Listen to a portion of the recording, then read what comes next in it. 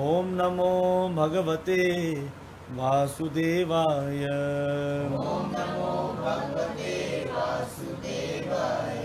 ओम अज्ञानतिमिरणदस्या ज्ञानञ्जनाशलाकया चक्षुरुन्मिलितं येन तस्मै श्री गुरुवे नमः। कृष्णाय वासुदेवाय देवकी नंदनाय च नंदगोपकुमाराय गोविंदाय नमो नमः। हे कृष्णा करुणा सिंधु दीनबंधु जगतपते गोपीश्वर गोपिका कांता श्री राधा कांता नमोस्तुते। तप्त कांचनम गौरंगे श्री राधे वृंदावनेश्वरी वृषभानो सुत देवनी प्रणमामि हरिप्रिय। वाञ्छाकल्पतरुभ्यश्च कृपा सिन्धुभ्यैव च पतितानां पावनेभ्यो वैष्णवभ्यो नमो नमः। नारायणं नमस्कृत्य नरं चैव नरोत्तमं देव्यं सरस्वती व्यासा ततो जयनं मुद्रीयते। जय श्री कृष्ण चैतन्य प्रभु नित्यानंदा श्री अद्वैतम गदाधर श्रीवासादि गौर भक्तवृंदा। हरे कृष्णा कृष्णा कृष्णा हरे हरे हरे राम राम राम हरे हरे। बोलो भक्त वत्सल भगवान की जय। हरे कृष्णा। भागवत माध्यमी की कथा को आरंभ करते हैं। कृष्णं नारायणं वंदे व्रज प्रियं कृष्णं द्वैपायनं वंदे प्रथासुतम। भगवान श्री कृष्ण को नमस्कार है जो स्वयं नारायण है।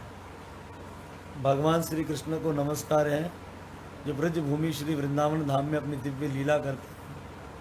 भगवान श्री कृष्ण को नमस्कार है जो द्वैपायना व्यासदेव जी बनकर सारे शास्त्रों की रचना करते हैं।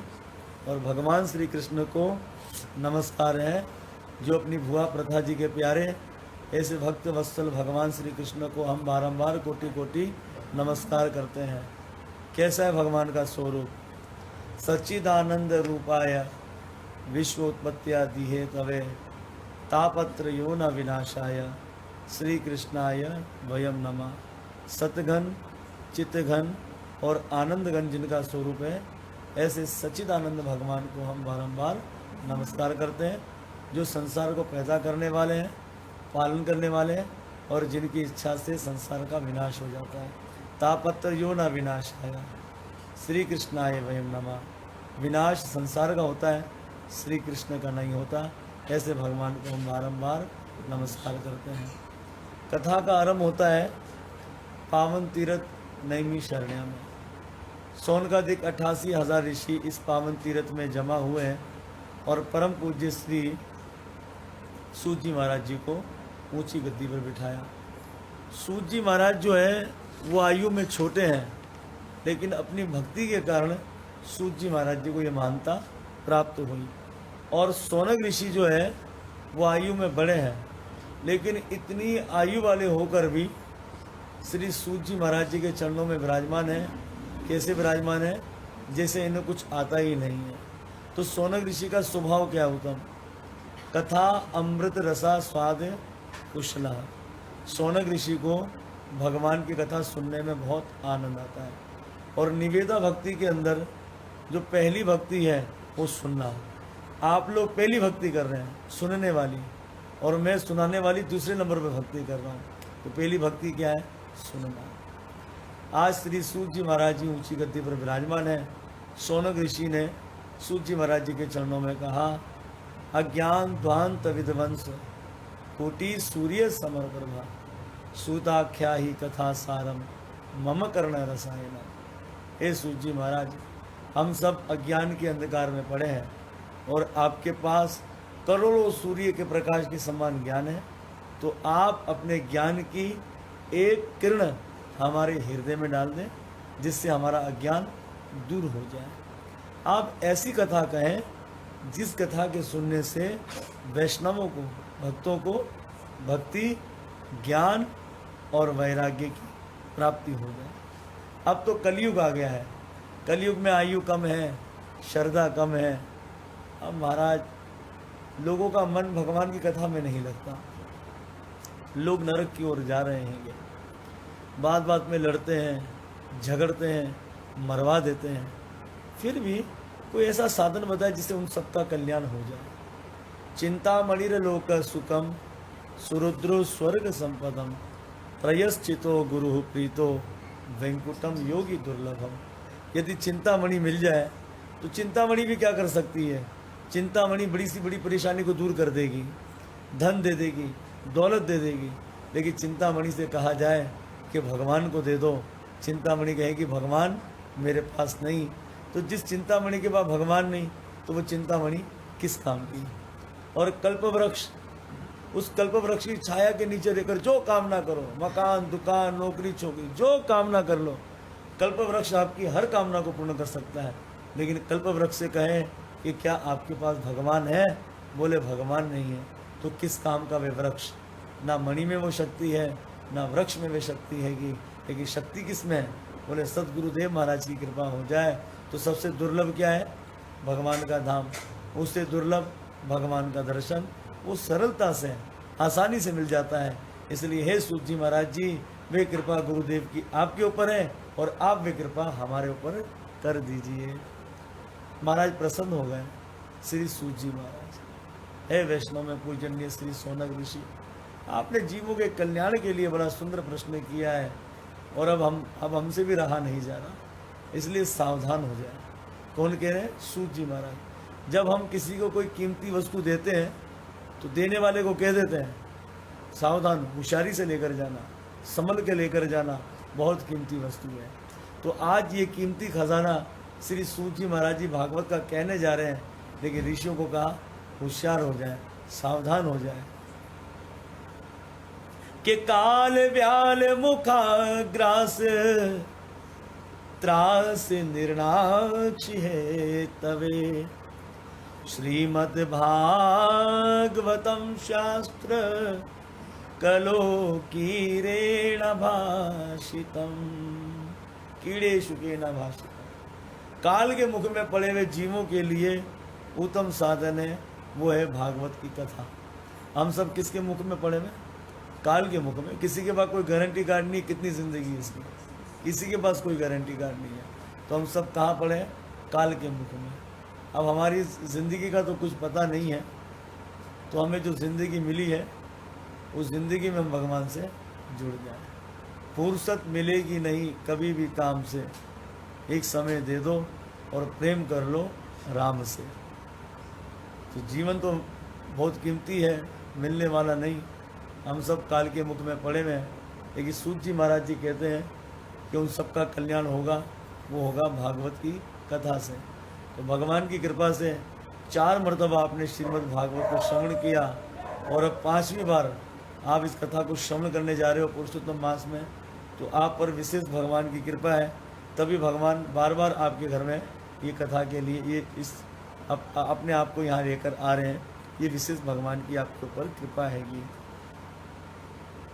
श्री सूजी महाराज जी कहते हैं, हे सोनकादिक ऋषियों, जिस समय शिमिक ऋषि के बेटा श्रृंगी ऋषि ने राजा परीक्षित को श्राप दिया कि 7 दिन में तक्षक नाग काटने से मृत्यु होगी, तो राजा परीक्षित ने अपने पुत्र जन्मेजय को राजगद्दी पर बिठाया और गंगा जी के शुक्र ताल पर चले गए। उस वक्त परीक्षित के कल्याण के लिए श्री सुखदेव महाराज जी श्रीमद् भागवत कथा कहना आरंभ कर रहे थे, तो देवतागण अमृत का कलश लेकर आए। देवताओं ने कहा, हे सुखदेव जी महाराज, हमने सुना ये परीक्षित 7 दिन में मरने वाले हैं और आप इन्हें कथा सुनाने जा रहे हो, तो ऐसा करें हम अमृत का कलश लेकर आए, ये अमृत कलश आप लीजिए और इसे पिला दीजिए परीक्षित को, ये अमर हो जाएंगे। लेकिन जो कथा आप इन्हें सुनाने जा रहे हैं वो कथा आप इन्हें मत सुनाइए, वो कथा हमें सुना दीजिए। इस पर सुखदेव जी ने देवताओं को डांट दिया। बोले, देवताओं ठगियों, मैं तुम्हारे आते ही समझ गया, ना तो मैंने आप लोगों को बुलाया और ना परीक्षित ने बुलाया, बिना बुलाए बिना आह्वान किए। हम देवताओं का आह्वान करते ना, अभी कलश के अंदर आह्वान किया देवताओं को तभी अंदर आए ना, ऐसे थोड़ी आते हैं देवता। लेकिन यहाँ पर ना तो मैंने बुलाया ना परीक्षित ने बुलाया और बिना बुलाए आप अमृत का कलश लेकर आ गए। अगर तुम जिज्ञासु बनकर आते हैं, श्रद्धालु बनकर आते हैं, तो मैं कथा सुनाता, लेकिन तुम सौदागर बनकर आए। और सौदा भी किस वस्तु का होता है भाई? अगर हमारी कीमती वस्तु है तो दूसरे की भी क्या होनी चाहिए? कीमती वस्तु होनी चाहिए ना। अब फर्ज करो हमारी 5,000 की चीज़ और दूसरे के बाद 500 की चीज़, तो सौदा नहीं हो सकता। 5,000 की हमारी वस्तु तो दूसरी भी कितने की होनी चाहिए? 5,000 की होनी चाहिए। इसलिए हे देवताओं, अपने इस तुच्छ अमृत को लेकर चले जाओ। देवता निराश होकर ब्रह्मा जी के पास चले गए और शिकायत की कि महाराज, श्रीमद् भागवत कथा सुनने के अधिकारी मनुष्य हैं, हम देवतागण नहीं हैं। बोले, हुआ क्या? बोले, हम तो परीक्षित के कल्याण के लिए गए थे, 7 दिन में मरने वाले, हम तो अमृत लेकर गए। सुखदेव जी को कहा पिला दे इन्हें अमृत और कथा हमें सुना दे, पर उन्होंने तो हमको डांट कर भगा दिया। ब्रह्मा जी मुस्कुराए। ब्रह्मा जी कहते हैं, अरे परीक्षित ने तो अपराध किया ऋषि का, ये तो 7 दिन में नरक में जाएगा। अच्छा देखो 7 दिन में होता क्या है। 7 दिन हो गए, विमान पर बैठकर परीक्षित महाराज तो भगवान के धाम चले गए। ये देखकर तो देवता चौंक गए, ब्रह्मा जी चौंक गए। उस समय ब्रह्मा जी ने अपने धाम में तराजू बांधा। ब्रह्मा जी के धाम को सत्यलोक कहा गया है, तो सत्यलोक में तराजू को बांधा। एक और जितने मुक्ति के साधन ग्रंथ थे सब रख दिए और एक और भागवत को रखा। लेकिन तोल में पल्ला भारी किसका रहा? भागवत का रहा। और जितने मुक्ति के साधन थे तोल में हल्के पलके। बोलो भागवत भगवान की। इस तरह से यहाँ पर भागवत की बड़ी मान्यता बताई। शौनक ऋषि ने पूछ लिया, ये 7 दिन की सुनने और सुनाने की परंपरा कहाँ से शुरू हुई?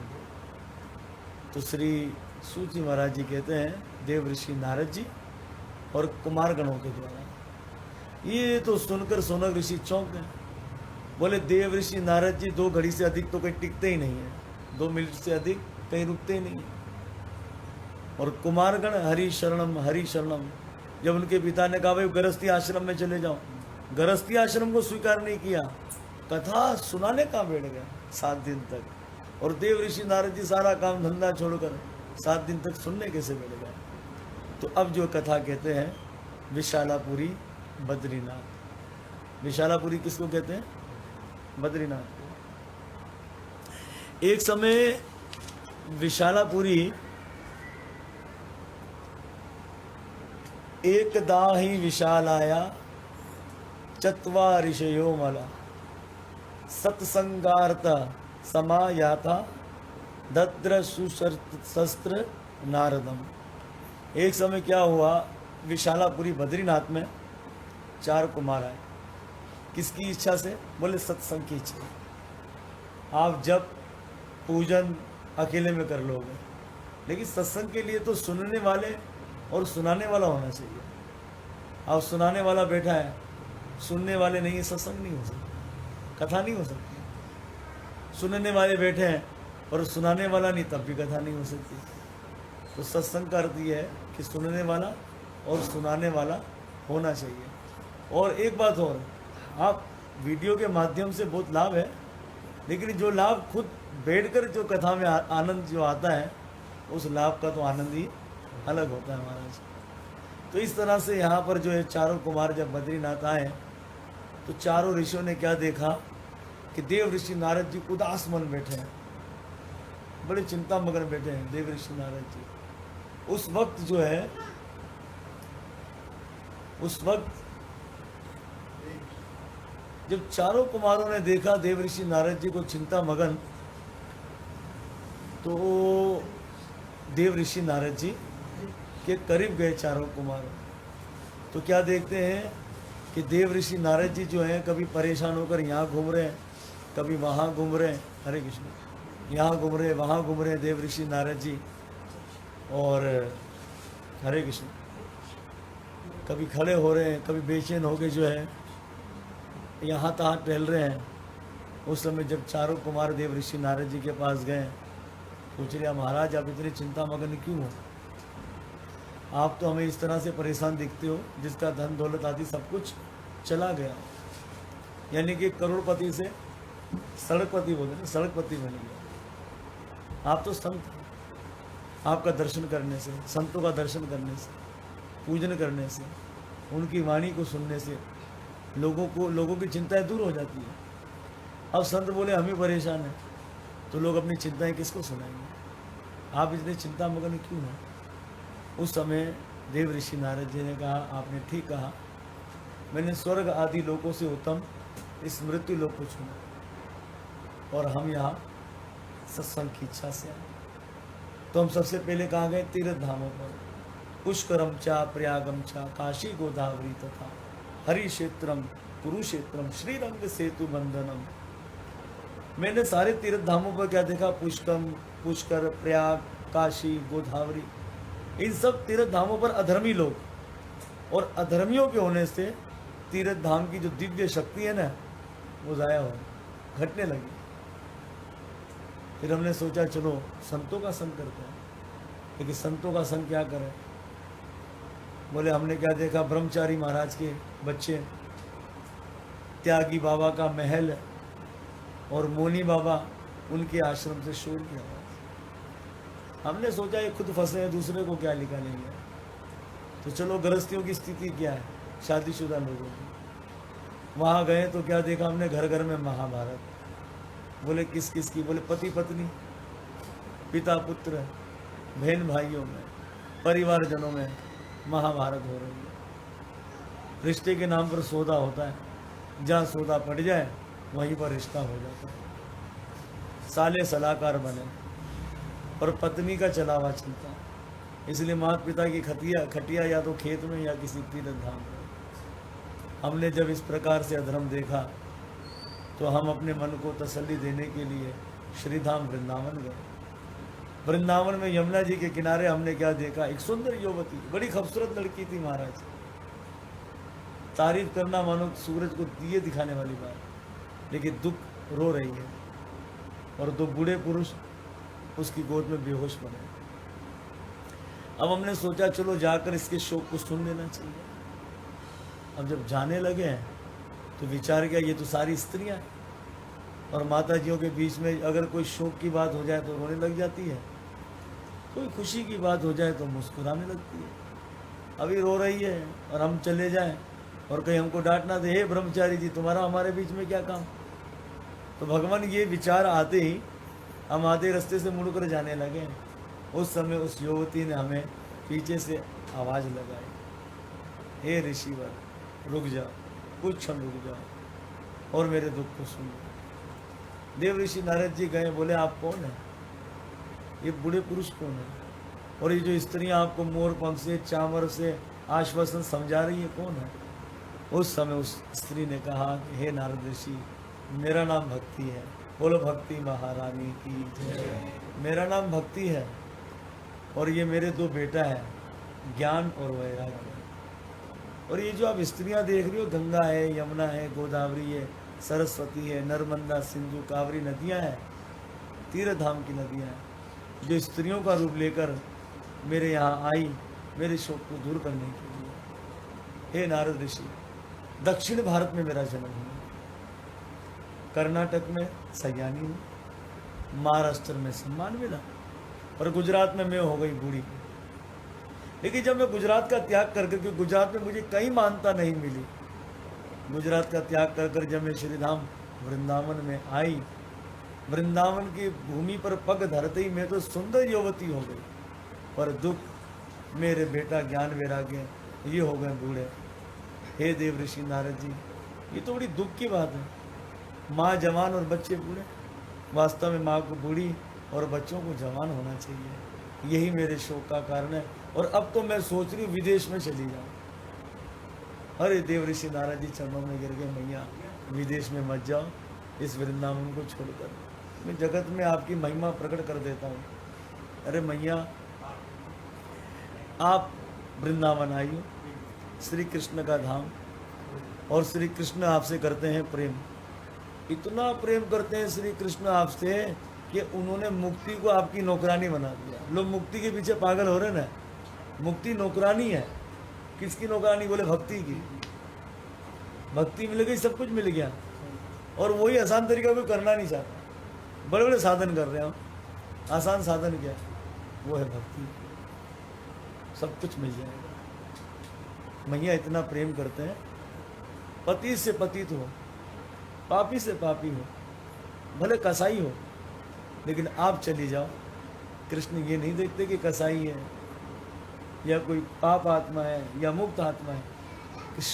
कृष्ण आपको देखते हैं और वहाँ चले जाते हैं। बोलो दीन बंधु भगवान की जय। इस तरह से देव ऋषि नारद जी भक्ति की महिमा कह रहे हैं।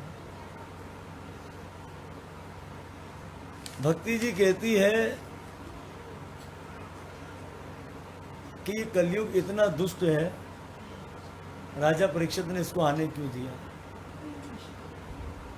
देव ऋषि नारद जी कहते हैं, मैया जब ये कलयुग परीक्षित महाराज जी के राज्य में आया तो परीक्षित महाराज तो कलयुग को मार मारने वाले थे, पर दीन वत्सल होकर परीक्षित महाराज जी के चरणों में कलयुग गिर गया।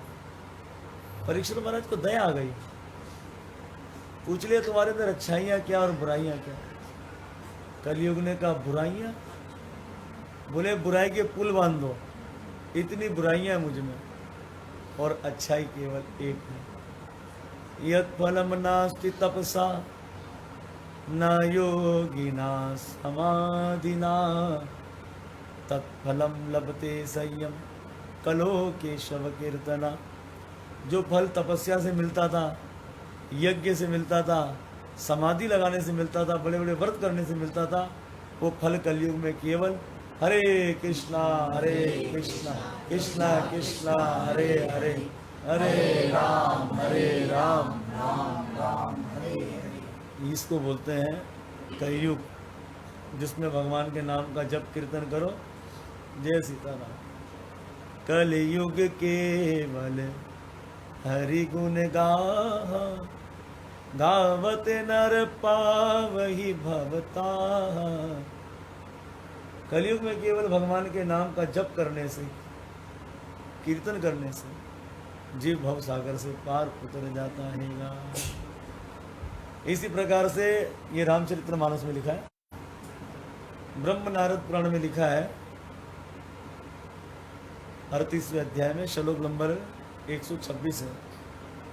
हर नाम एव केवलम कलौ नास्तिति गति अन्यथा। कलयुग में केवल भगवान का नाम ही जीवों को भव सागर से पार उतारने वाला हैगा।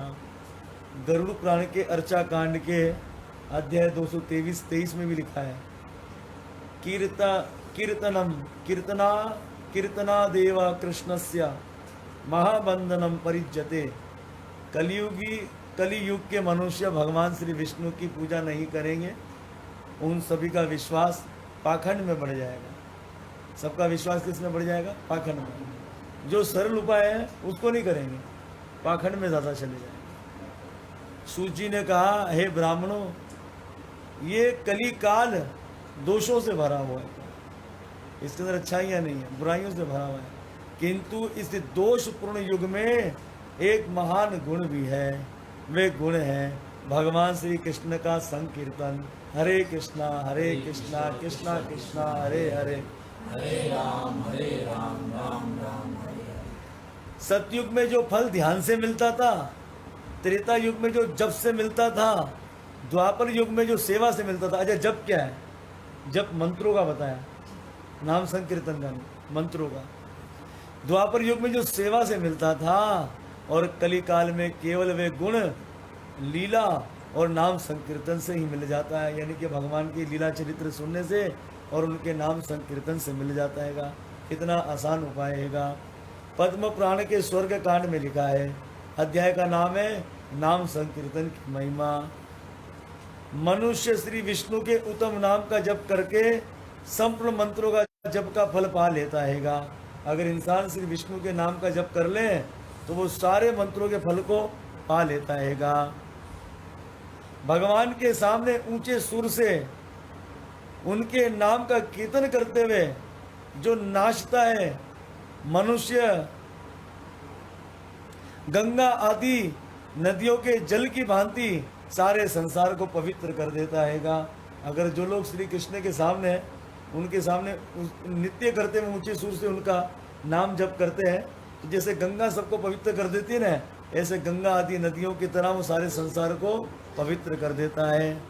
उस भक्त के दर्शन, संप्रश, उसको छूने से, उसके साथ बात करने से और उसके प्रति भक्तिभाव रखने से मनुष्य ब्रह्म हत्या आदि पापों से मुक्त हो जाता है। इसमें तिनके भी संदेह की बात नहीं है, शक की बात नहीं है। मतलब ऐसे भक्तों का संग कर दर्शन कर उनको छूने से, उनकी सेवा या उनको नमस्कार करने से बड़े ब्रह्म हत्या आदि जो पाप है वो ऐसे ही दूर हो जाते हैं। जो श्री हरि के सामने करताल आदि बजाकर मधुसुर में उनके नाम का कीर्तन करता है, उसने ब्रह्म हत्या आदि पापों को तो मानो ताली बजाकर खत्म कर दिया है। हरे कृष्णा कृष्णा कृष्णा हरे हरे, हरे राम मतलब ताली बजाकर इस पापों को दूर कर दिया है।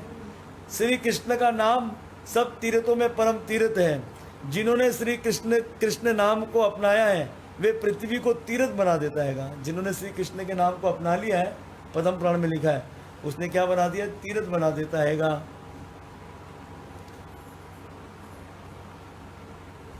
जगत गुरु भगवान श्री नारायण ने स्वयं अपने नाम में अपने से भी अधिक शक्ति डाल दी है। मतलब जितनी शक्ति अपने अंदर है ना भगवान के अंदर, उससे ज़्यादा शक्ति भगवान ने अपने नाम में डाल देती है। इसलिए हरि नाम की शरण लेकर भगवान की भक्ति करनी चाहिए। इसलिए हमें किसके सहारे में जाना चाहिए? भगवान के नाम के अंदर सहारे में चले जाना चाहिए और भगवान की क्या करनी चाहिए? भक्ति चलनी चाहिए। प्रभु अपने पुजारी को तो पीछे छोड़ देते हैं, जो भगवान का पुजारी है ना उसको भगवान पीछे रखते हैं, किंतु नाम जप करने वाले को अपनी छाती से लगा देते हैं। अगर आप बोले यार ये तो बहुत करीब होगा, पुजारी है, ये पद्म पुराण का चरित्र रहेगा, तो आप बोलोगे भगवान के बहुत करीब होगा। सुबह जाता है, भगवान को उठाता है, पूजन करता है। लेकिन पद्म पुराण में लिखा है, क्या बता रहे नाम संकीर्तन की महिमा में, पाताल कांड में, बोले पुजारी को भगवान पीछे रखते हैं, लेकिन जो उनके नाम का जप करता है उसको छाती से लगा देते हैं। वो दीन बंधु भगवान की। हरि नाम रूपी महान वज्र पापों के पहाड़ को भी विनाश कर देता है। अगर पापों का पहाड़ भी है तो भगवान का नाम उसको भी खत्म कर देता है। अरे संसार के लोग भाग्य दोषों से वंचित है। क्यों वंचित है? क्योंकि नाम उच्चारण मात्र से मुक्ति देने वाले भगवान का भजन नहीं करते हैं।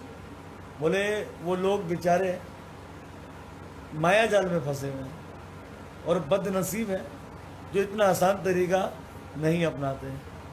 बोले स्त्रियों के संपर्क से, औरत को छूने से या उनकी चर्चा, उनकी तारीफ करने में जिन्हें रोमांच हो जाता है, बाल खड़े हो जाते हैं, श्री कृष्ण नाम लेने पर नहीं, वे मलिन है, वो तो गंदा इंसान है। अगर भगवान के नाम में उसके शरीर के बाल खड़े नहीं हो रहे हैं, उल्टे सीधे कामों में खड़े हो रहे हैं उसके शरीर के बाल बात करने में, तो वो इंसान तो गंदा है और अपने कल्याण से क्या वंचित है, गिरा रहेगा। जो जितेंद्रिय पुरुष, जितेंद्रिय किसको कहते हैं? अपनी इंद्रियों को काबू करने वाला। तो जो जितेंद्रिय पुरुष पुत्र शोक से दुखी रहता है, मतलब बच्चे के मरने पर दुखी रहता है, या अगर वो कोई नालायक निकल जाए उसमें दुख करता है, पर श्री कृष्ण नाम लेने पर उनके कीर्तन करते हुए उनको आंसू नहीं आते, बोले वो मूर्ख है, वो बेकार इंसान है।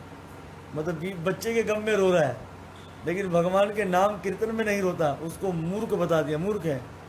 जो इस लोक में जीवा पाकर भी श्री कृष्ण का नाम जप नहीं करते, वे मोक्ष की सीढ़ी पाकर भी, मुक्ति की सीढ़ी पाकर भी उस पर चढ़ते नहीं हैं, तो बताओ वो नीचे गिर जाते हैं। बोलो दीन बंधु भगवान की जय। इसी तरह से नारद पुराण पूर्व भाग प्रथम पाद अध्याय 37 में लिखा है,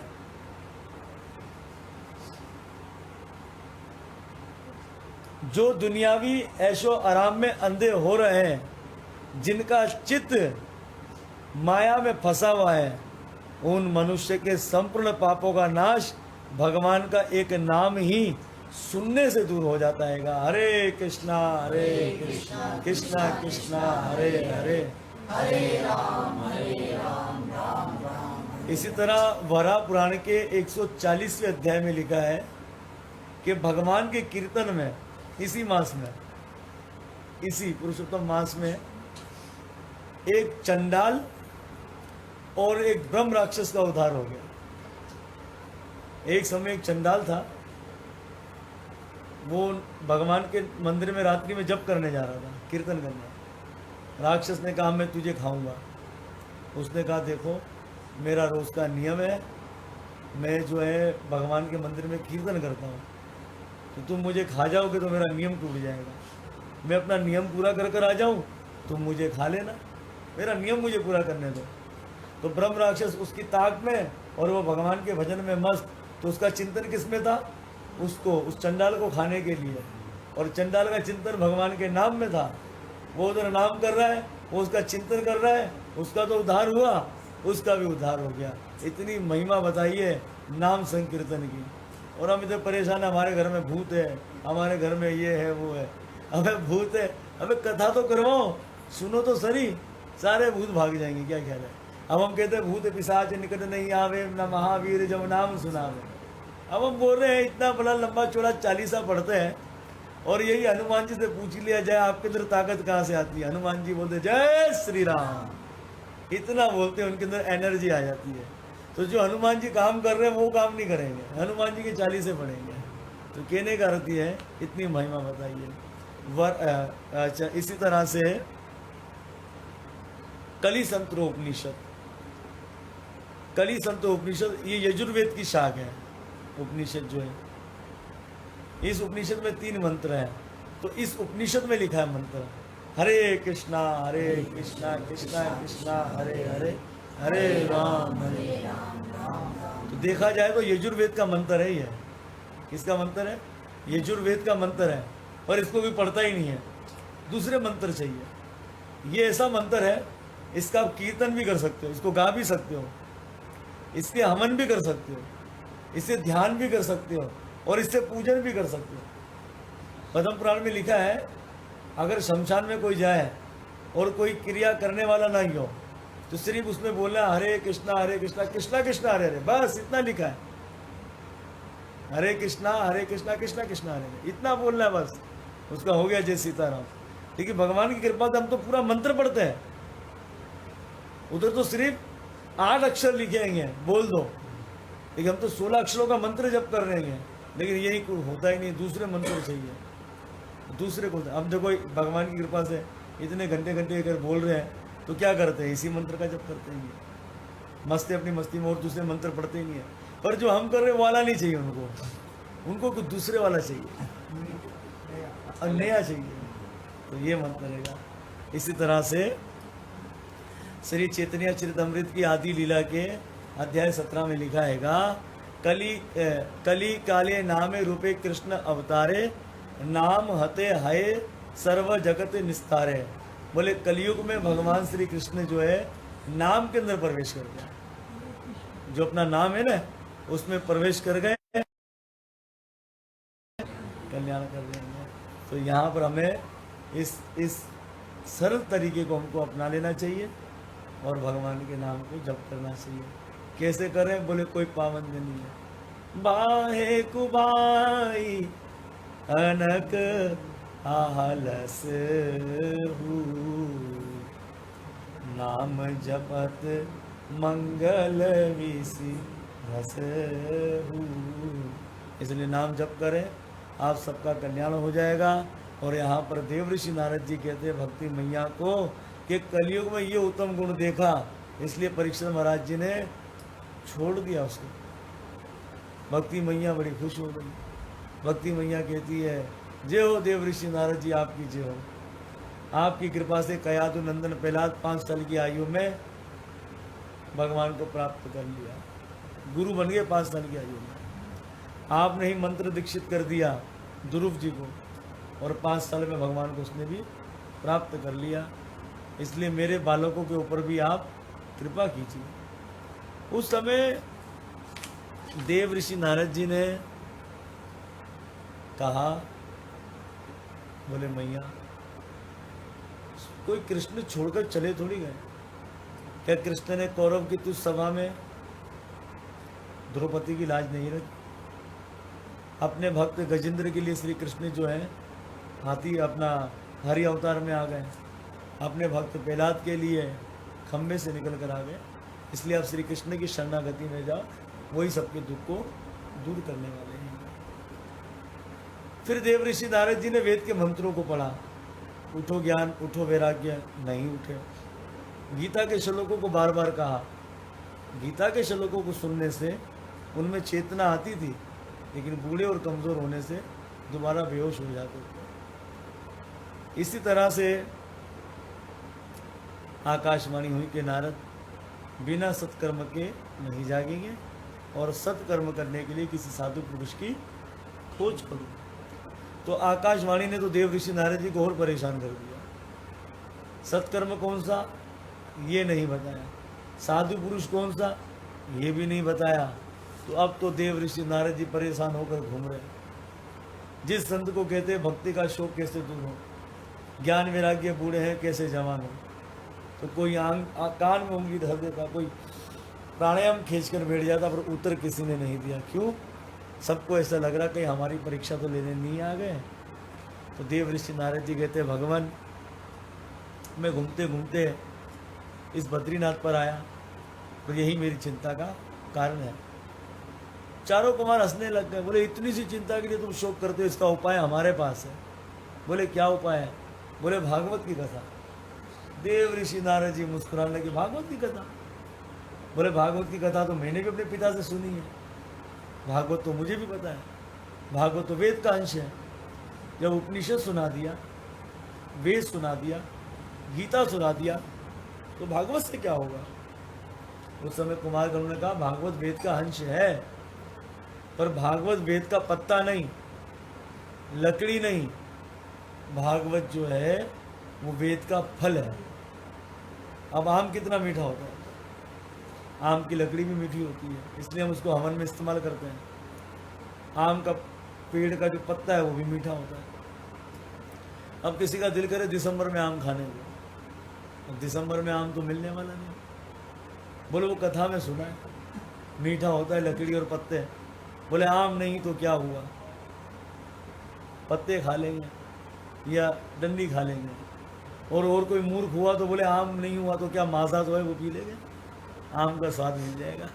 क्या ख्याल है? नहीं, जो स्वाद आम में है वो पत्ते लकड़ी में नहीं है। दूध से घी बनता है, पर जो काम घी करेगा वो दूध नहीं कर सकता। गन्ने के रस से शक्कर बनती है, लेकिन जो काम शक्कर करेगी वो गन्ने का रस नहीं कर सकता। देव ऋषि नारद जी समझ गए, बोले भगवान चलो करें कथा। कथा करें। बद्रीनाथ है, ध्यान की भूमि है, जो कथा सुनने आएगा वो तो सो जाएगा। अब सो जाएगा तो कथा किसको सुनाएगा? इसलिए कहते हैं ना कि कथा होए जहाँ श्रोता सोए, अरे वक्ता मूड पछाड़ा रे। बोले कथा हो रही है पर सारे सुनने वाले सो गए, वक्ता बेचारा बोल रहा है, बोल रहा है, बोल रहा है, बोल रहा है, बोल रहा है। इसलिए श्रोता जागृत रहना चाहिए, तब जाकर कथाकार कथा को कह सकता है। इसलिए यहाँ ये कथा नहीं हो सकती। तो साहब कहाँ होगी ये कथा? बोले नीचे उतरे। हम नीचे कहाँ उतरे? क्योंकि ऊपर है बद्रीनाथ और नीचे है हरिद्वार। हरिद्वार मतलब हरि का दरवाज़ा। अब हरि का दरवाज़ा क्यों? क्योंकि बद्रीनाथ आपको जाना पड़ेगा, हरिद्वार से ही जाना पड़ेगा, और कोई उड़कर रास्ता नहीं हुआ। कहीं से भी जाओगे, जाना आपको यहीं से पड़ेगा। तो ये है दरवाज़ा हरिद्वार। ठीक है, भगवान नीचे लेकर आ गए गंगा जी के किनारे। सुकता अपना इधर हर की पौड़ी के पास ही ज्ञान यज्ञ हुआ था। हर की पौड़ी गए आप, स्नान किया ना हर की पौड़ी में, तो वहीं जो है उसके पास ही कथा हुई थी। तो सारी बालू का रेत है वहाँ पर, नर्म मुलायम होती है रेत, गद्दे का काम करती है। उसी रेत को जमा करके बड़े बड़े, जैसे आपने आसन जमाया बनाया, जैसा बड़ा आसन, और चारों कुमारों उस आसन पर बैठ गए। सारे भक्त उसको सुनने के लिए आ रहे हैं कथा को। तो जय घोष हो रही है, बोलो गंगा मैया की, हरिद्वार धाम की, ग्रंथराज श्रीमद् भागवत महापुराण की जय घोष हो रही है। शंख बजाए जा रहे हैं, बाजे बजाए जा रहे हैं, गुलाल उड़ाया जा रहा है। उस समय जो है चारों कुमार आसन पर बैठ गए। चारों कुमारों ने कहा, हे ऋषिवरों, श्रोतागणों, हम आपको श्रीमद् भागवत कथा कहेंगे, जिस कथा को श्री सुखदेव महाराज जी ने राजा परीक्षित से कहा। ये कथा सदा सुननी चाहिए।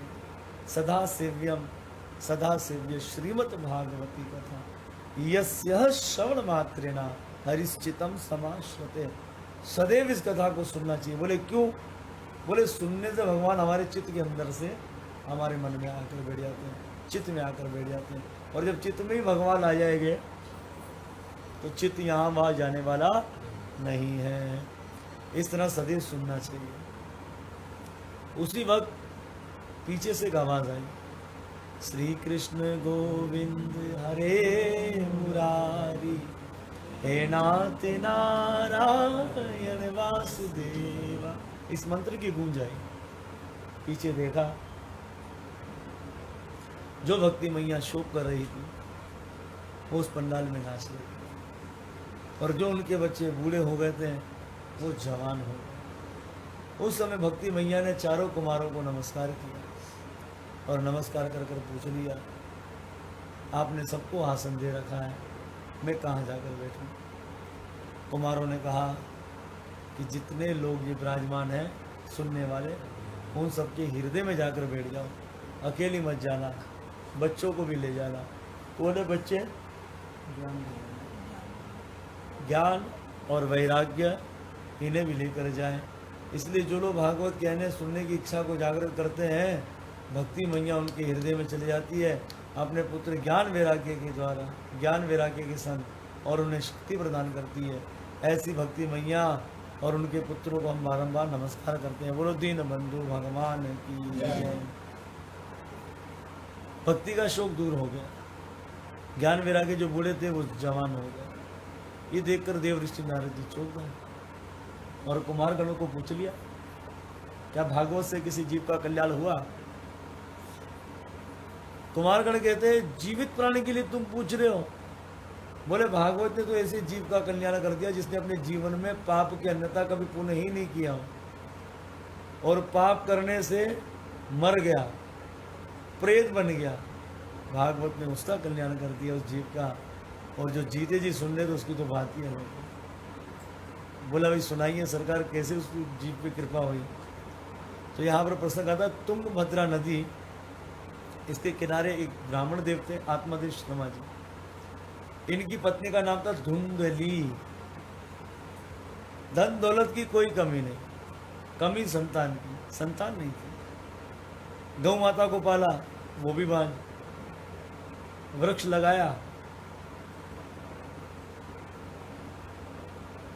वो भी फल नहीं दे। बाजार से फल लेकर आते, वो भी मुरझा जाते। आत्मादेव शर्मा ने कहा इतने धन दौलत किस काम का जहाँ संतान ना हो। तो आत्मादेव शर्मा जी कहाँ जा रहे हैं? आत्महत्या करने के लिए जा रहे हैं। जंगल में रो रहे थे, एक साधु गुजरे। साधु ने सोचा शायद भगवान से मिलने के लिए रो रहा होगा। साधु ने कहा हाँ भैया, राम भक्ति के लिए रो रहे हो, मैं तुम्हें राम भक्ति का मार्ग बताता हूँ। अब हुआ ये कि श्रीमान साधु ने जब ऐसा कहा तो आत्मादेव शर्मा जी ने आंखें खोली। इतना तेजस्वी साधु चरणों में गिर गए, बोले राम भक्ति के लिए नहीं, काम भक्ति के लिए रो रहा हूँ, संतान नहीं है, संतान की प्राप्ति हो जाए। साधु ने कहा तू तो संसारी चीज़ों के लिए रो रहा है, इसलिए मैं चलता हूँ। चरणों में गिर गया, बोले नहीं महाराज, संतान देकर जाओ, हम आपको जाने नहीं देंगे। जब रोने लगा, गिड़गिड़ाने लगा, साधु ने कहा ठीक रुक जा, मैं तेरे माथे की लकीरें देखता हूँ। देख कर बोला देख भाई, संसार झूठा, कोई किसी का पुत्र, कोई किसी की पत्नी नहीं है, कोई किसी का नहीं है। बोले सारे भाषण हमको भी आते हैं, हम भी शर्मा जाती है, ब्राह्मण है, काम की बात बताओ, संतान है कि नहीं? बोले एक नहीं दो नहीं 7 जन्मों तक संतान नहीं। अब तो साधु के कस के पैर पकड़ लिया। बोले दे रहे हो के नहीं दे रहे? बोले नहीं है तो कहाँ से दूँ? बोले दे रहे हो के नहीं दे रहे? बोले नहीं है कहाँ से दूँ? बोले ठीक है, आपके सामने सर पटक पटक कर आत्महत्या कर लूँगा और पाप आपको रहेगा। अब साधु बोले मरे तुम, पाप मुझे क्यों लगे? तो बोल दिया मैं तो एक जन्म के लिए आया था आत्महत्या करने के लिए, अब तो मैं इसमें भी सकून से नहीं मर सकता क्योंकि 6 जन्म तक और फाइल बंद है। तो आपने तो मेरे 7 जन्मों की फाइल को खोल दिया, अब मरे भी तो मरे कैसे? 2 नहीं तो पर ब्रह्म हत्या का पाप आपको लगेगा। साधु ने कहा बोला स्वार्थी संसार है, सेब का फल दे दिया। बोले खिला दे अपनी पत्नी को, छोरे का जन्म होगा। अब तो उछल कूद इसने शुरू कर दी। महाराज दौड़ा दौड़ा गया, जी सुनती हो? हाँ बोलो। अरे फल है, साधु का प्रसाद है, अब तो हमारे यहाँ भी छोरे की आवाज़ें आएगी, खा ले फल को। पत्नी के मन में कपट भरा पड़ा था, बोले साधु का प्रसाद है, थोड़ा स्नान आदि कर लो, उसके बाद ही खाऊंगी। कह गए, बोले खा लेना? बोले हाँ खा लूंगी, फिक्र मत करो। चल दिए। पत्नी जी ने खाया नहीं। जंगल की आग कितना पूरे गांव में शोर मच गया। बोले आत्मादेव शर्मा जी के ऊपर किसी साधु की कृपा हो गई। पड़ोसन ने सुन लिया, पड़ोसन आ गई, अरे धुंधली, अरे बधाई हो, अब तो तू भी गर्भवती होगी, तेरे यहाँ भी छोरे का जन्म होगा। तो पूरी फाइल सुना। बोले मेरी बहन अब तुझसे मैं क्या कहूँ? बोले गर्भवती स्त्री ना आ सके ना जा सके। बोले ये तो बात पूरी पक्की है। अच्छा गा भी नहीं सके? बोले हाँ। ना तो नाच सके? बोले हाँ। और बोले सुखदेव जैसा कोई बच्चा पेट में आ जावे, 12 साल तक ही पेट में पड़ा रहेगा, फिर मेरा क्या होगा? और बच्चा यदि नगड़ा पैदा हो गया, पूरा जीवन उसके पालने में चला जाएगा। और तो और बहन में क्या कहूँ, बच्चे जो मलमूत्र कर देवे उसकी बदबू भी, दुर्गंध भी मुझे ठीक नहीं लगती। जलजला आ गया तो सब भाग जाएंगे, मैं कहाँ भागूंगी? इसलिए मेरी कामना नहीं। पड़ोसन ने कहा तेरा भाग्य जागृत हुआ और तू इतने दुख सुना रही है तो अच्छा मैं चलूं। जाते पड़ोसन से कह दिया किसी से कहना मत। बोले नहीं कहूंगी। 1 महीना हो गया इस बात को। धुंधली बड़ी चिंता मगन है। वहीं इसकी बहन भी रहती थी, आई। बोले बहन तू बड़ी चिंता मगन दिखलाई दे रही, आखिर हुआ क्या? बोले मैं क्या बताऊं तुमसे, ये तुम्हारे जीजा जी ना जाने कहाँ से फल लेकर आ गए। अब पता नहीं कोई पाखंडी बाबा कौन है, खाऊं तो मेरा जय सीताराम ना हो जाए। और अगर सच्चा फल हुआ तो मेरी बहन गर्भवती स्त्री को तो बहुत कष्ट होता है, तो मैं नहीं चाहती, मैं गर्भवती हूँ। छोटी बहन ने कहा परेशान क्यों होती है, मेरे 1 महीने का गर्भ है, मेरे संतान होगी मैं तुझे दे दूंगी। और मेरे स्वामी तो तुम्हें पता वैसी लालची है, धन दौलत कुछ दे देना धनवादी, खुद ही मुंह बंद हो जाएगा और तुम अपने पति के सामने नाटक करना आरंभ कर दो। और रही बात ये फल जो है, ये गाय को खिला दो, किसी को पता ना लगे, क्योंकि साधु का प्रसाद था ना वो। और मैंने शायद पहले भी आप लोगों को बताया है, जब मैं वृंदावन में था तो मुझे वासुदेव शरण महाराज जी ने बताया था कि वो जो ब्राह्मण देव थे उन्होंने ही अपना शरीर छोड़ा और सेब में प्रवेश चले गए थे, इसलिए वो सेब मुरझाता नहीं था। गाय को खिला दो, ना किसी को पता लगेगा, प्रैक्टिकल भी हो जाएगा। बोले प्रैक्टिकल किस चीज़ का? अरे छोरा जो तुम्हारे से होना वो छोरा गाय से हो जाएगा। अब तो वही किया हमारा, और अपने पति के सामने इसने नाटक करना आरंभ कर दिया। उस जमाने में सूत्र का भवन होता था, जब स्त्री गर्भवती हो जाती थी तो वो अलग रहती थी, तो आ जाती हुई कपड़ा फंसाकर स्वामी जी के सामने, और स्वामी जी खुश हो जाते होंगे गर्भवती हो रही है। इस तरह करते करते 9 से 10 महीने हो गए। छोटी बहन के यहाँ छोरे का जन्म हो गया, अपने स्वामी के द्वारा बच्चे को भिजवा दिया। धुंधली ने जवाई जी को कुछ धनादि दिया, जवाई जी को बोला किसी को कहना मत। जवाई जी ने बोला इतना मिल जावे कौन बोलेगा, आप मुंह बंद करती रहो, बस हम बस किसी को कहेंगे नहीं। धन लेकर चले गए महाराज। अब यहाँ एक दासी को भेजा धुंधली ने, जाओ महाराज जी को कह दो अब आप पिताजी बन गए, छोरा हो गया आपको। अब तो महाराज बड़े खुश, खूब धन आदि देने लगे। 12 दिन का जब बच्चा हुआ तो नामकरण जो है 12वें दिन, ब्राह्मण का सूतक 12वें दिन खत्म हो जाता है, तो 12वें दिन जो है नामकरण उनका किया जा रहा था। धुंधली ने कहा वाह 9-10 महीने हमने पेट में रखा, कितनी झूठ, साफ झूठ कह रही है, और नामकरण आप करोगे? तो बोले तुम ही कर दो। बोले देखो मेरा नाम है धुंधली, इसका नाम होगा धुंधकार। पहले जो माताएं थी ना मैचिंग नाम रखती थी, जैसे मेरा थोड़ा मिलता जुलता होना चाहिए मेरे छोरा छोरी का। हम कभी कभी मिलते जुलते नाम काम भी खराब कर देते हैं।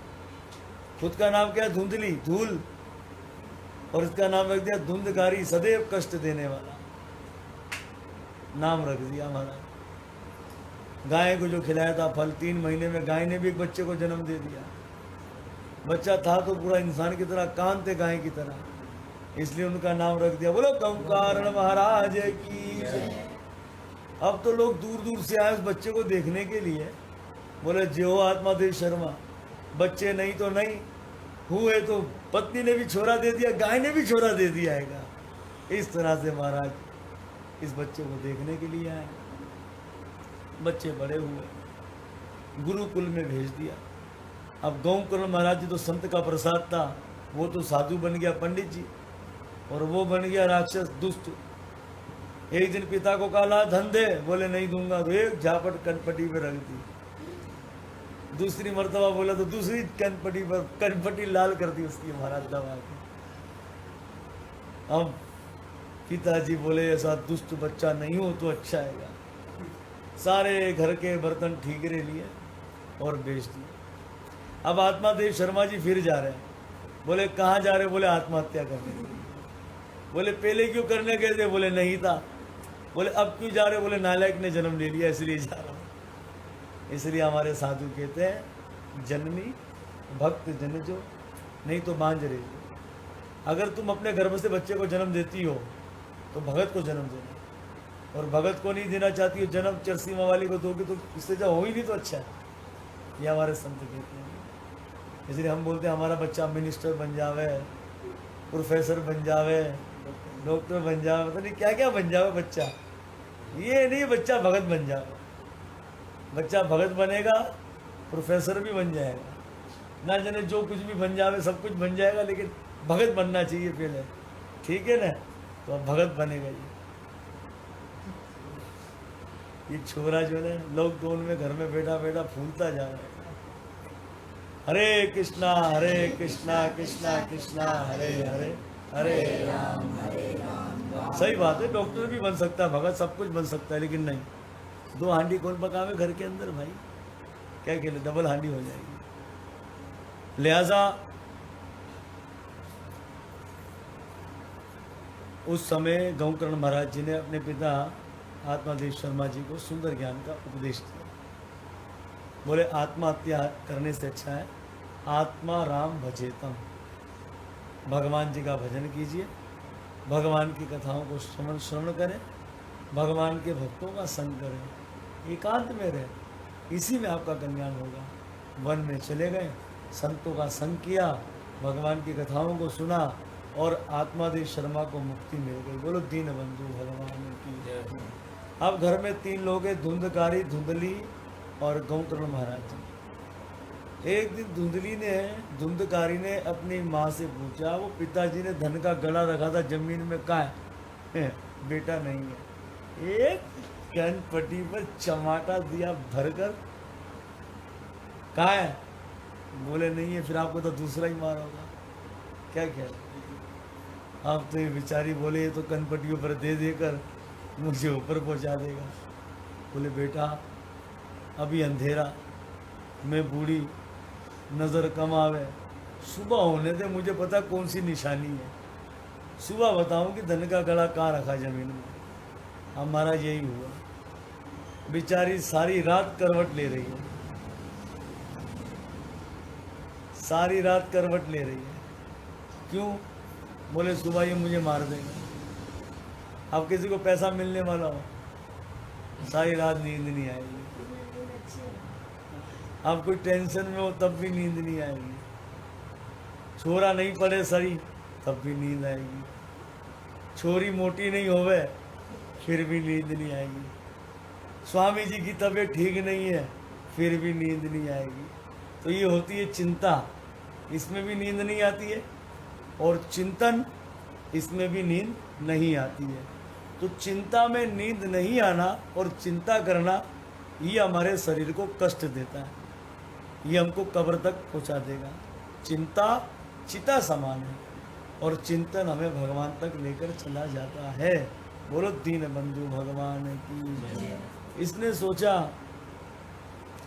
ये तो सुबह मुझे मार देगा, अब ये मारे इससे अच्छा मैं खुद ना मर जाऊं। तो रात में कुएं में गिरकर इसने आत्महत्या कर ली। सुबह जब शोर हो गया तो गौकर्ण महाराज जी ने इनका अंतिम संस्कार किया और अपने बड़े भाई को कहा, अब आपकी इच्छा हो तो मैं तीर्थ धाम पर चले जाऊं। क्यों? क्योंकि संगत करी साधकी अगन बताए बात, संगत करी गधे की तो फिर के मारे लात। तो अब इस गधे के पास से चले जाना चाहिए। तीर्थ धाम पर चले गए। धुंधकारी अकेला था, 5 वेश्याओं को लेकर आ गया। एक राजा के यहाँ इसने चोरी करी, वेश्याओं को धन दे दिया। वेश्याओं ने सोचा अगर ये राजा को पता लगा तो राजा हमें तो इसको तो दंड देगा, इसके साथ हमको भी दंड देगा, तो क्या करना चाहिए? तो वेश्याओं ने क्या किया, जलती हुई लकड़ियों से इसे मारना शुरू कर दिया। तब चिल्लाने लगा तो जलते हुए कोला इसके मुंह में डाल दिए और तड़पा तड़पा कर गले में फांसी डालकर इसको मार दिया। खड्डा खोदा, इसके शरीर को वहीं दफन कर दिया। बोलो दीन बंधु भगवान की। अब ये प्रेत बन गया, लोगों को नजर आने लग गया। अब हुआ क्या?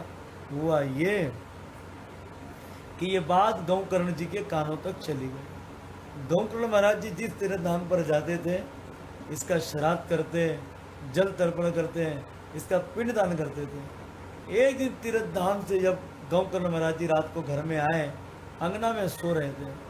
कभी कोई कुत्ता बनकर इसके सामने आ जावे, कभी गधा इनके सामने बनकर आ जाए, कभी बिल्ली बनकर आ जावे, कभी पुरुष बनकर आ जावे, कभी स्त्री बनकर आ जावे, कभी बच्चा बनकर आ जावे। उस वक्त जो है गौकर्ण महाराज जी ने कह दिया, आप देवता हो, किन्नर हो, गंधर्व हो, आप कौन हो? उस समय उस प्रेत में बोलने की शक्ति नहीं थी। फिर जब मंत्र पढ़कर जल छिड़का उसके ऊपर, तब उसने कहा कि मैं तुम्हारा भाई हूँ, धुंधकारी, मुझे वेश्याओं ने मारा और मैं प्रेत बन गया हूँ।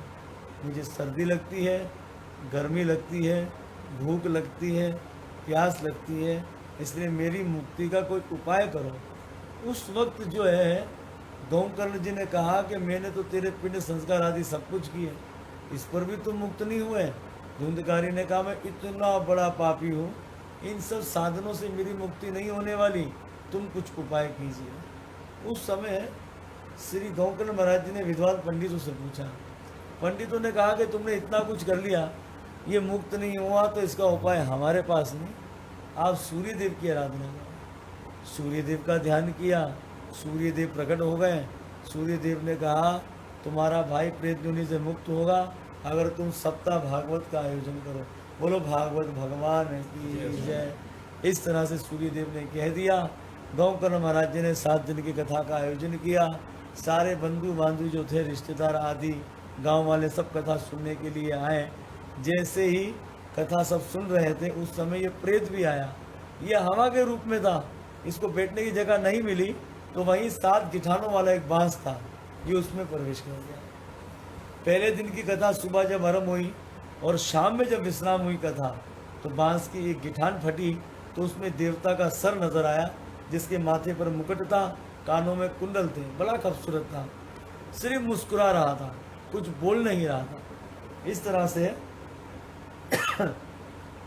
7 दिन पूरे हुए तो हर रोज एक गिठान फटती थी। 7वें दिन पूरा शरीर हो गया।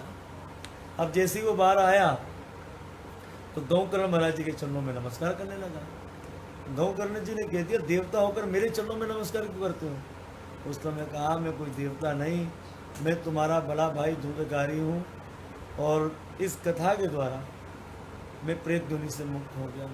धन्यम भागवती वार्ता प्रेत पीड़ा विनाशनी सप्ताह होतपि तथा धन्यम कृष्ण लोक फल प्रदा। बोले धन्यम है भागवत की कथा, वार्ता, बातचीत। दिखने में सिर्फ बातचीत है, हम बोले स्टोरियाँ चल रही है, बातचीत हो रही है सिर्फ, लेकिन ये बातचीत कितना काम करेगी हमारी सोच भी नहीं है, हम सोच भी नहीं सकते हैं। इतनी शक्ति ग्रंथ राज श्रीमद् भागवत की है। बोलो भागवत भगवान की जय। और 7 दिन में मैं प्रेत योनि से मुक्त हो गया, लेकिन हुआ किसकी कृपा से? तुम्हारी कृपा से हो रहा है मेरे बड़े भाई, मेरे छोटे भाई, इसलिए मैं तुम्हारे चरणों में नमस्कार कर रहा हूँ। क्योंकि जो हमारा कल्याण करते हैं वो हमारे पूजन नहीं होते हैं। वास्तव में जो है हम सोचते ये धन दौलत ये नाम आदि सब हमें अपने बल से मिला, इसको हमारी मूर्खता कहा जाता है। ये हमें गुरु कृपा से मिलता है। अगर हम किसी के शिष्य हैं तो अगर हम इतनी जो मशहूरी होना, इतने ठाठ मिलना और इतना कहना, तो ये सब हमारे गुरु की कृपा है। किसका आशीर्वाद है? सब कीर्ति किसकी है? भगवान और गुरु की है। और बोले ये हमारे फन से हमें मिल रही है तो इसको मूर्खता कहा जाएगा। इसी तरह जब हम किसी महापुरुष से जुड़ जाते हैं तो उनका आशीर्वाद हमारे यहाँ जीवन में काम करता है। हमारा वैभव, हमारी कीर्ति, हमारे पास जो सुख शांति आदि आ रही है, जितना कुछ भी आ रहा हमारे पास नहीं, हम तो कंगाल है, ये सब उस महापुरुष का आशीर्वाद। तो किसका वैभव होता है? ये गुरुजनों का होता है, ये सब उसका होता है। बोलो भक्त वत्सल भगवान की जय। इसलिए मुझे किसकी कृपा से प्रेत योनि से मुक्ति मिली? आपकी कृपा से मिली ना। भले आप छोटे हुए तो क्या हुआ, चरणों में नमन कर कर विमान पर बैठकर चले गए। जितने लोग बैठे थे बोले 7 दिन से तो हम भी बैठे हैं, माता खोड़ी तो हम भी कर रहे हैं, जहाज़ तो एक ही आया, हमारे लिए जहाज़ क्यों नहीं आया? बोले भाई जिसने जिस भाव से कथा को सुना उसने फल पा लिया। वो प्रेत था, दुखी था, उसने बड़े भाव से कथा को सुना। शायद आप लोग ने नहीं सुना, इसलिए आप लोगों के विमान नहीं आया, सारे शर्मिंदे हो गए। और जब शर्मिंदे हुए सारे, उस समय कहा भाई अब दोबारा से इस कथा को शुरू करो। तो श्रावण मास में इस कथा को दोबारा से आरंभ किया महाराज। उस समय जब सप्ताह दिन की आखिरी कथा थी, भगवान कृष्ण आए, अर्जुन आए, प्रहलाद आए, शंकर जी आए, इंद्र आए, ब्रह्मा जी आए, नाथ ऋषि आए, ये सारे बड़े बड़े महापुरुष भगवान और भगवान के भक्त आए और महाकीर्तन हुआ। बोलो दीन बंधु भगवान की जय, श्री भक्त वत्सल भगवान की जय। आइए महाकीर्तन। क्या वो कीर्तन था? निकुंज में विराजे घनश्याम राधे राधे, निकुंज में विराजे श्याम राधे राधे निकुंज में विराजे घनश्याम राधे राधे निकुंज में विराजे घनश्याम राधे राधे राधे राधे राधे घनश्याम राधे राधे राधे राधे राधे घनश्याम राधे राधे श्री राधे राधे राधे घनश्याम राधे राधे राधे राधे घनश्याम राधे राधे कुंज में विराजे घनश्याम राधे राधे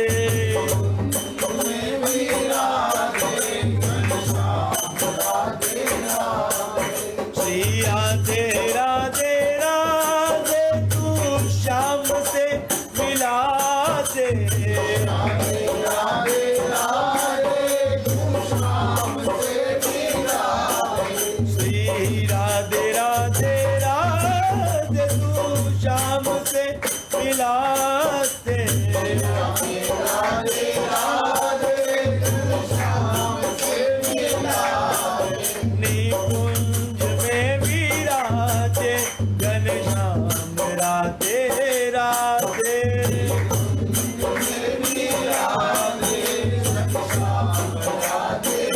बोलिए श्री घनश्याम राधा कृष्ण भगवान की जय। बड़ा महाकीर्तन हुआ। भगवान कृष्ण ने गौकर्ण जी को अपने संग विमान पर बिठा दिया और भगवान के भक्तों ने जितने लोग महाकथा सुनने वाले थे उन सबको बिठा दिया। सीधे शरीर के संग लोग जो उस विमान पर बैठ कर भगवान के धाम को चले गए। बोलो दीन बंधु भगवान की जय। आगे भागवत की सप्ताह विधि है। सप्ताह विधि में किस वक्त ये कथा होनी चाहिए, तो उसके लिए हमें व्यासदेव जी के पास जाना चाहिए। व्यासदेव जी कौन है? जो कथा करते हैं वो होते हैं व्यासदेव जी। तो उनके पास जाना चाहिए, वो हमें सुंदर मुहूर्त देंगे। उस मुहूर्त के अनुसार इस कथा को हमें सुनना चाहिए। कार्तिक मास अगला महीना आ रहा है, श्रावण मास और पुरुषोत्तम मास तो बड़े उत्तम बताए भागवत के लिए।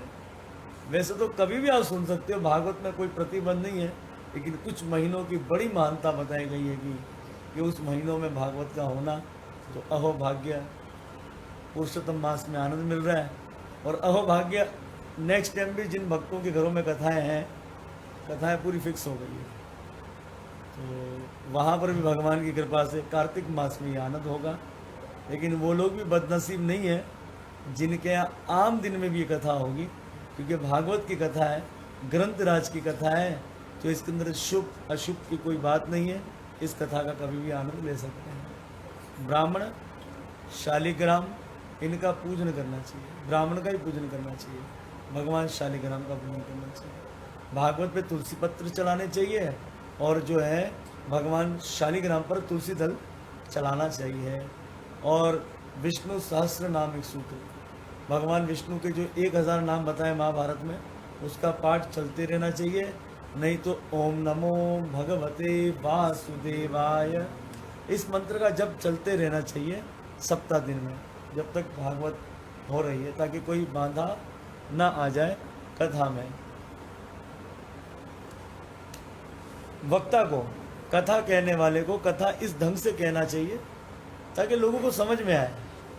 अगर समझ में नहीं आएगी तो अपराध लगे। और जल्दबाजी ना करें, कहता कथा कहने वाले को जल्दबाजी नहीं करनी चाहिए। बड़ी धीरे से, बड़ी सरलता से कथा को कहना चाहिए ताकि समझ में आए। जो स्त्रियां बांझ हैं, जिनको संतानें नहीं होती, जिनके संतान होती है और गिर जाती है, उन्हें इस कथा को श्रवण करना चाहिए। और जिसको एक मरतबा संतान हो दोबारा ना हो, उसको भी इस कथा को क्या करना चाहिए?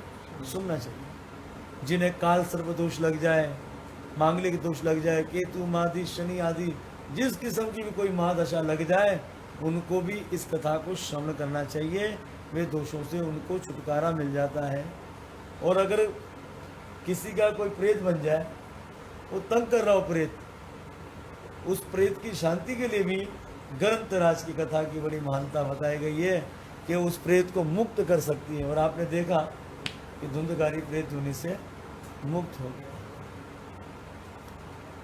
लहसुन, प्याज, मांसाहार तो लेना ही नहीं चाहिए इस कथा के अंदर, बड़ा पाप बताएगा। तामसिक आहार भी नहीं लेना चाहिए, जैसे कि यहाँ पर बताया है। मूली को भी बताया गर्म है, गाजर भी गर्म है, शहद भी गर्म है, बैंगन भी गर्म है। ये सारी चीज़ों को ये बताया गया है गर्म है, नहीं लेनी चाहिए। लेकिन ऐसा है कि हम तो भगवान की कृपा से उनको भोग लगा देते हैं, तो खाएं क्या। जय सीताराम कर कर जो है वो भक्त लोग भगवान को भोग लगाकर वो प्रसाद बन जाता है, उसको ले लेते हैं। बैठने के लिए आसन होना चाहिए, आसन के विषय में बताया गया है। पर आसन अब सबका तो आसन नहीं हो सकता, तो आसन नहीं है तो वो भी जो उसका आसन बन जाए वो उसमें बैठकर कथा सुन सकता है।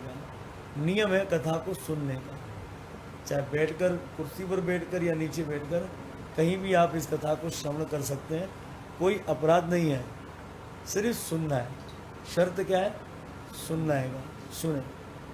अगर कोई स्त्री अपवित्र हो जाए तो वो भी कथा को श्रवण कर सकती है, लेकिन दूर बैठकर, पीछे बैठकर कथा सुन सकती है, लेकिन भागवत के निकट पूजन नहीं कर सकती और भागवत की परिक्रमा नहीं कर सकती है।